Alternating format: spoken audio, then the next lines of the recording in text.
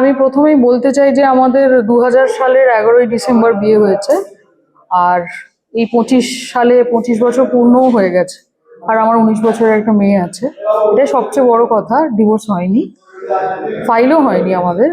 তবে এই এই যে এখন যেটা দেখছি এটা নিয়ে আমি শুনতাম, কিন্তু যখনই আমি ওকে জিজ্ঞেস করেছি বা আমার মেয়ে জিজ্ঞেস করেছে তখন বলেছে যে না এটা ফেক, মেয়েটা আমাদের ব্ল্যাকমেলিং করছে, আমাকে ব্ল্যাকমেলিং করে, আমাকে এই দাও ওই দাও করে এরকম করে। বাট এখন এই ছবিগুলো দেখে তো আর মনে হচ্ছে না যে ব্ল্যাকমেলিং। এটা ছাড়াও আমরা এই 2-3 বছর ধরে অকথ্য মানসিক যন্ত্রণার মধ্যে দিয়ে আছি আমি আর আমার মেয়ে। একটা হঠাৎ করে 17 বছর পরে যদি আমার মেয়ে দেখে তার বাবাকে এরম ভাবে কারোর সঙ্গে, সেটা কত যন্ত্রণা তোমরা তো অনেকেই মেয়ে আছো, বুঝতে পারো। আমি আজকে আমার বুটিক থেকে আলোরা থেকে ফিরে এসে দেখলাম আমার মেয়ের চোখগুলো পুরো ফুলে আছে। আমার মানে নিজের জন্য থেকে বেশি আমার মেয়ের জন্য ভেবে কষ্ট হচ্ছে যে আমি হয়তো ওকে ডিভোর্স দিয়ে দিলাম, সবকিছু আর ছাড়াছাড়ি হয়ে গেল, আমার মেয়ের থেকে তোর নামটা যাবে না আর কি। এই যন্ত্রণা আমার আজীবন থাকবে। মানে এত বাজে বাবা কারোর হতে পারে, কেউ যে এরকম করে, মানে ওই প্রোফাইলে, হিরণের প্রোফাইলে কোনোদিন আপনি মেয়ের ছবি দেখবেন না। আজকে যেভাবে ফলাও করে মানে দিয়েছে ছবিগুলো, এটা থেকেই বোঝা যায় না যে সে কিরকম ধরনের মানুষ, যে নিজের সন্তানকেই ভালোবাসে না। সে আর কি বলবো, আর বলার নেই আমার কিচ্ছু। আমাকে কিছু বড় বড় লোকেরা যারা আমাকে সবসময় গাইড করেন, ভালোবাসেন, তাদের সবার কথা শুনেই আমি তো, আমার 19 বছরের মেয়ে আছে, আমি তো উল্টো পাল্টা কিছু করতেও পারি না, কারণ তারও একটা সম্মান রয়েছে, আমার নিজেরও আছে। তুমি কি করবে? আর আমি বলেছি যে আমি বড় স্টেপ নিতে পারি, তুমি এরকম করছো। তখন বলেছে যে এরকম সবাই করে। হ্যাঁ, তুমি কাকে বলতে যাবে? সবারই তো নাম এরকমই খারাপ। বাট সবাই করে বলে আমি করি, এটার তো কোনো জাস্টিফিকেশন হয় না। আর কি বলবো, মানে আমার মনে হয়েছে যে মানে ওই পাওয়ার পেয়ে গেলেই বোধহয় মানুষের ওই যে বার বেড়ে ওঠে না। ওই এমএলএ ভোটের সময়ও, মানে আগের বারে 2021-এ খড়গপুরে আমি 1 মাস থেকে পাশে থেকে ওর সাথে যাই, হেল্প করেছি, মানে সব কিছুতে, মানে ওকে মেন্টাল সাপোর্ট দেওয়া থেকে। আমি মেয়েকে একা রেখে গেছি। হ্যাঁ, তারপরেই ঠিক, মানে তারপরেই আস্তে আস্তে জানতে পেরেছি যে মানুষ কত বেইমান হয়, আমরা তো সবাই জানি। আমি নিজের সম্মানার্থে, আর মনে হয়েছে যে এখনো যেহেতু আমার মেয়ের বাবাও না, মানে এত কাদা ছড়ালে সেই তো আমার গায়ে এসে পড়বে।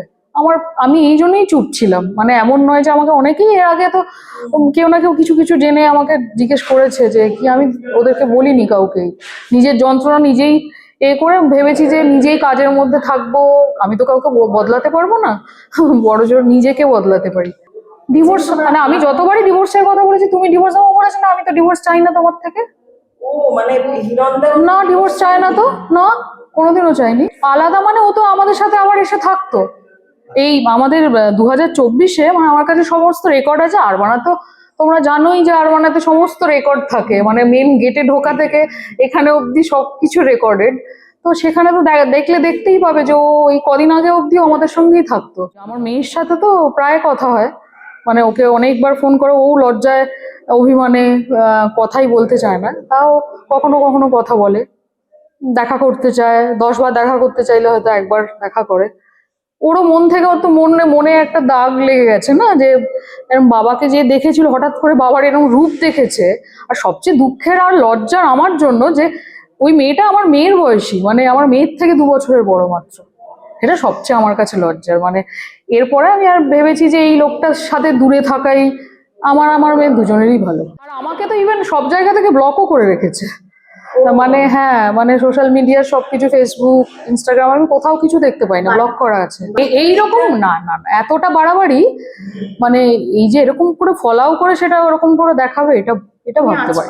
হ্যাঁ, প্রেম করে আবার দেখাশোনা করে, যেহেতু আমরা দুজনেই ব্রাহ্মণ ছিলাম, সেই সব মিলে টিলে যেতে। আর আমার 18 বছর বয়সে বিয়ে হয়েছে, ওর তখন 24।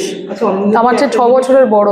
আমি যদি ধরো কারোর সাথে ধরো কোনো, মানে কোনো লিঙ্ক এসছে, আমি সেটা না খুলে ফেলি, যেমন আমার ওই পাসওয়ার্ডটা কেউ জানতে পারবে না, তো সেরকম ওরকম মেয়েরা তো ওরকম করে হঠাৎ করে গিয়ে কি কোলে বসে পড়ে না যে এসো আমি তোমায় এই করতে চাইছি, এরকম করে হয় না।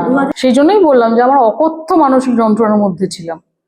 মানে সেটা তো আমি, মানসিক যন্ত্রণার কোনো ভাষা হয় না, না মানে তোমাকে এখন মারলে পিটলে মনে হয় যে লোকেরা বলে যে খুব লোকটা বাজে, কিন্তু আমাদের যে কি যন্ত্রণা দিয়েছে তার সেটা তো আমি কাউকে বলিনি কোনোদিনও।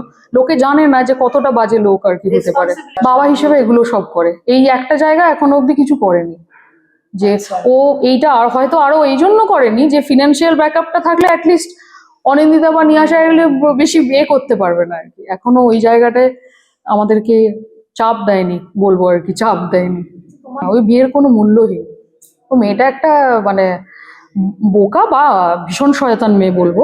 কারণ 17 বছর 18 বছর বয়স থেকে কোনো মেয়ে যদি কোনো একটা 50 বছর লোকের কাছে চলে যায় নিজে থেকে, সে কি লেভেলের মেয়ে হতে পারে সে তোমরাও জানো আমিও জানি। তো সেটা নিয়ে আর কিছু বলার নেই। তো এবার এবার হিরণদাও তো ছোট না, বাচ্চা না, এইটুকুই বলবো। আর তো হিরণদাই জানবে ও কি চায়, আমি জানি না। মানে আমি 25 বছর পরেও বলবো যে আমি লোকটাকে চিনতেই পারিনি।